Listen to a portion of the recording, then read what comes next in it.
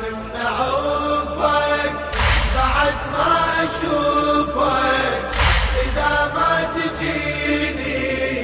أقدر ظروفك. أخاف من عوفك بعد ما أشوفك، إذا ما تجيني أقدر ظروفك. طويلة رحلتي وأخاف برجعتي بعد ما أشوفك. ناظرین السلام علیکم، میں ہوں ذیشان علی۔ آج 3 شعبان کے بارے میں بات کریں گے۔ 3 شعبان وہ مبارک تاریخ ہے کہ جب اہل بیت رسول مکمل ہوئے اور زمین پنجتن کے نور سے منور ہوئی۔ 3 شعبان سن 4 ہجری وہ تاریخ ہے کہ جب فاطمہ زہرا سلام اللہ علیہا کے گھر میں ایک بار پھر خوشی کا سا سما تھا۔ امام حسین علیہ السلام کی ولادت ہوئی۔ جیسے ہی نواسے کی ولادت کی خبر پیغمبر اکرم حضرت محمد مصطفیٰ صلی اللہ علیہ وآلہ وسلم کو ملی تو آپ فوراً جناب فاطمہ زہرا سلام اللہ علیہا کے گھر تشریف لے گئے، اور جب امام حسین علیہ السلام کو لایا گیا تو رسول خدا صلی اللہ علیہ وآلہ وسلم نے خوش ہو کر نواسے کو اپنی آغوش میں لے لیا، بچے کو پیار کیا، پھر داہنے کان میں اذان اور بائیں کان میں اقامت کہی، اور پھر خدا کے حکم سے اپنے نواسے کا نام حسین بھی آپ نے ہی رکھا۔ اور جب یہ خوشی کی خبر مدینے میں پھیلی تو مبارکباد دینے والوں کا سلسلہ جاری ہو گیا۔ آپ کی ذات پاک کا کیا کہنا کہ آپ کے نانا رسول، آپ کے والد محترم ساقی کوثر، وصی رسول، ولی خدا حضرت علی ابن ابی طالب علیہ السلام ہیں، اور مادر گرامی، جنت کی شہزادی،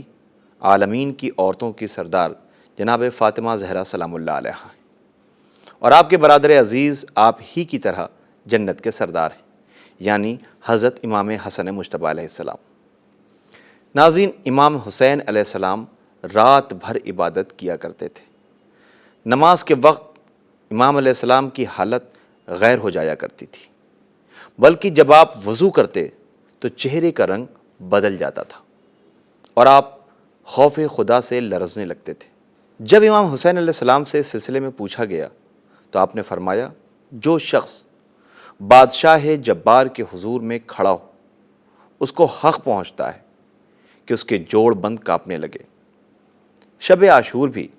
امام حسین علیہ السلام نے عبادت کی مہلت مانگی کہ آج کی رات جنگ نہ کرو، میں آج اپنے خدا کی عبادت اور اس کی تسبیح و تحلیل میں بسر کرنا چاہتا ہوں۔ خدا جانتا ہے کہ مجھے نماز، تلاوت قرآن، کثرت دعا، استغفار میں کتنی مجھے یہ چیزیں محبوب ہیں۔ اور اگر ہم روز عاشورہ بھی دیکھیں کہ جنگ اپنے شباب پر تھی، لیکن جب نماز ظہر کا وقت آیا تو آپ نے دشمنوں سے کہا، جنگ اتنی دیر کے لیے روک دو کہ نماز ظہر پڑھی جا سکے۔ امام حسین علیہ السلام اپنے پروردگار سے ہمیشہ دعا کیا کرتے تھے کہ خدایا مجھے خوف آخرت عطا فرما،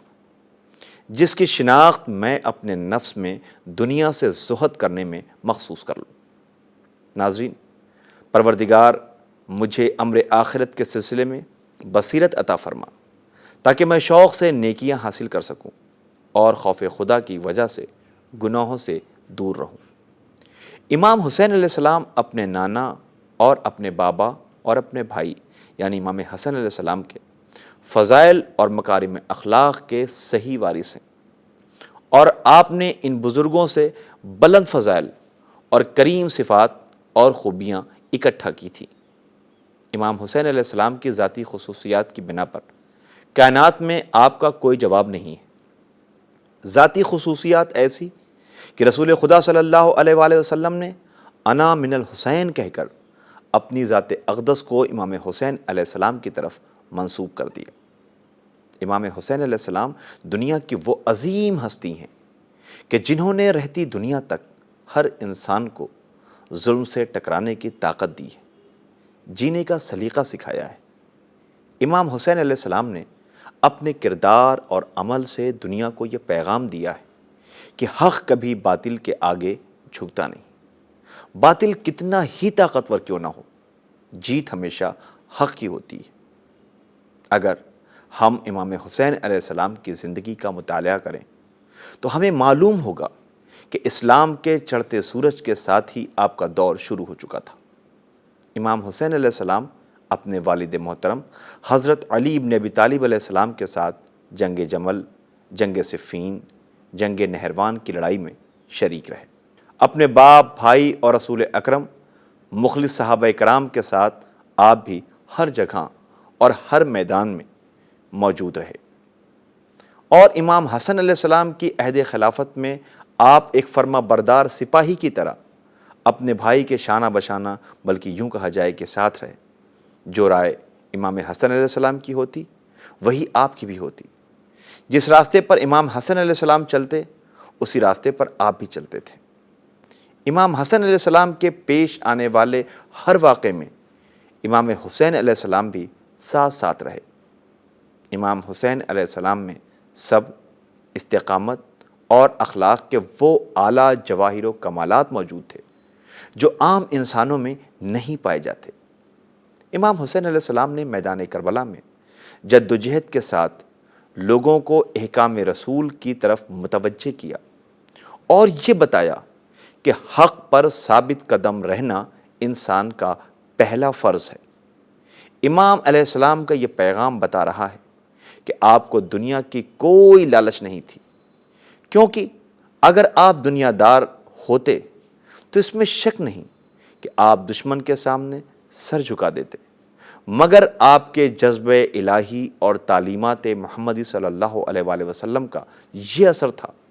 کہ انصار و اقربا کے ساتھ بے دردی سے بھوکے پیاسے شہید کر دیے گئے، لیکن غیر اسلامی اور غیر انسانی اصولوں کی حمایت نہ کرنا تھی کہ آج بھی جب انسان چاہے وہ کسی بھی مذہب کا ہو، جب حضرت امام حسین علیہ السلام کے کارناموں اور شہادت کا حال تاریخ میں پڑھتا ہے یا اس کے سامنے بیان کیا جاتا ہے تو اسے امام حسین علیہ السلام کی عظمت اور ان کی سیرت کا اندازہ ہوتا ہے۔ ناظرین، حضرت امام حسین علیہ السلام اسلام کی بنیاد اور اس دنیا اسلام کو نجات دلانے والے تھے جو جاہلوں کے ہاتھوں گرفتار ہو چکی تھی، جو اس کو بدترین عذاب دے رہے تھے، جو مال کو اپنی بزرگی کا سبب بنا رہے تھے،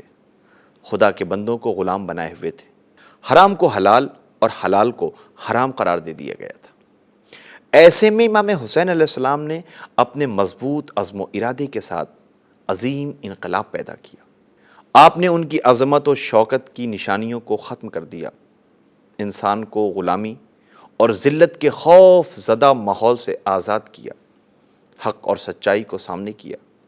جس کی وجہ سے آج اتنے سال گزرنے کے باوجود امام حسین علیہ السلام کی قربانی، صبر اور بیعت سے انکار کے چرچے ہر خاص و عام انسان اور ہر مذہب کے ہر افراد کی زبان پر ہے۔ ناظرین، امام حسین علیہ السلام ہمیشہ لوگوں کو واعظ و نصیحت کیا کرتے تھے، جیسا کہ آپ سے پہلے آپ کے پدر بزرگوار لوگوں کو واعظ و نصیحت کیا کرتے تھے، جس سے ان کا مقصد لوگوں کے دلوں میں اچھائی پیدا کرنا تھا، ان کو حق اور خیر کی طرف متوجہ کرنا اور ان سے غرور و غصے وغیرہ کو دور کرنا تھا۔ آپ فرماتے ہیں کہ اے ابن آدم، اپنی موت کو یاد کرو اور اپنی قبر میں سونے کو یاد رکھو اور خدا کے سامنے کھڑے ہونے کو یاد کرو جب تمہارے جسم کا حصہ تمہارے خلاف بول رہا ہوگا اور اس دن قدم لڑکھڑا رہے ہوں گے، دل حلق تک آ گئے ہوں گے، کچھ لوگوں کے چہرے سفید ہوں گے اور کچھ چہرے سیاہ ہوں گے، ہر طرح کے راز ظاہر ہو جائیں گے اور عدل و انصاف کے مطابق فیصلہ ہوگا۔ یہ وہ واعظ و نصیحت ہے جن سے امام علیہ السلام کا مقصد لوگوں کی اصلاح، ان کو تہذیب و تمدن سے آراستہ کرنا اور خواہشات نفس اور شر سے دور رکھنا تھا۔ پروردگار عالم نے حضرت امام حسین علیہ السلام کو حکمت اور خطابت کا طریقہ عطا فرمایا تھا۔ آپ لوگوں کو واعظ و نصیحت کرتے رہتے تھے۔ تو ناظرین، آئیے ہم آج اس موقع پر حضرت امام حسین علیہ السلام کے کچھ اقوال زرعی کی روشنی میں ہدایت حاصل کریں، جیسا کہ آپ فرماتے ہیں کہ تم عذر خواہی کرنے سے پرہیز کرو، بے شک مومن نہ برا کام انجام دیتا ہے اور نہ ہی عذر خواہی کرتا ہے، اور منافق ہر روز برائی کرتا ہے اور معافی مانگتا ہے۔ آپ فرماتے ہیں عقل مند اس شخص سے گفتگو نہیں کرتا جس سے اسے اپنی بے عزتی کا ڈر ہو، اس چیز کے متعلق سوال نہیں کرتا جس سے اسے انکار کا ڈر ہو، اس شخص پر اعتماد نہیں کرتا